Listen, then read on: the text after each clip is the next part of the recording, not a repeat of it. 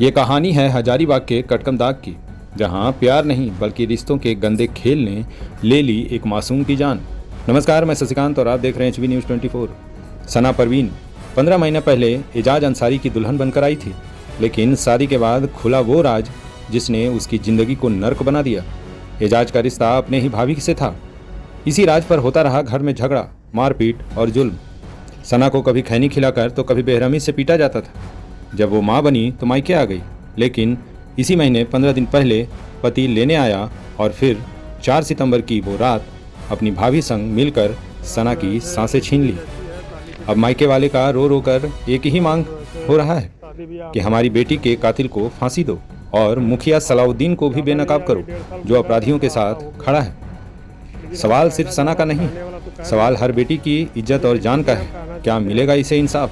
बहरहाल आइए जानते हैं उनके परिजन से कि उनका क्या कहना है इस पूरे मामले के बारे में। लड़की के मुंह दबा के मारा गया है। लड़की के देख लीजिएगा, हिंदू मुस्लिम सब देख लीजिएगा और देखिए कैसा कि गांव में न मुस्लिम देना है न हिंदू देना है, बेटी के नहीं देना है। 15 को केस खा चुका है, मुखिया खा चुका है 15 को केस, और उसमें क्या कर रहा है कि हम लोग चुटकी में उड़ाता है ये सास केस। 14 को खा गया है।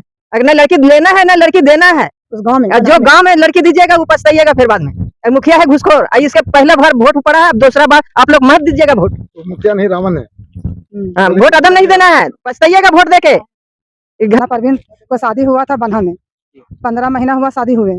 उसके बाद वो लड़का का चक्कर चढ़ता भाभी से और मेरा बेटी को मुँह दबा को मार दिया। जब हम लोग वहाँ गए तो देखे कोई बोल रहा है वहाँ गांव का आदमी सीढ़ी से गिरा, कोई बोल रहा है छत से गिरा, कोई बोल रहा है बाथरूम से गिरा।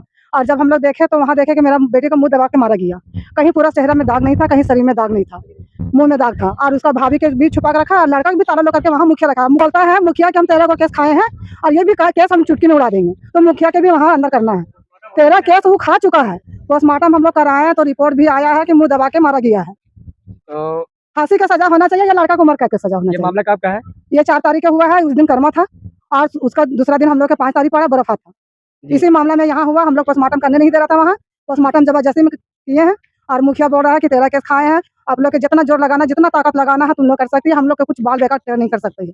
उसका लड़का बोल रहा है कि हम 3 लाख मुखिया को दिए, 2 लाख थाना वाला को दिए, 50,000 रुपया पोस्टमार्टम को दिए, तो हमको कोई कुछ नहीं बिगाड़ सकता है। हो सकता है 15-20 दिन के अंदर में अपना भाभी से हम निकाह कर लेंगे।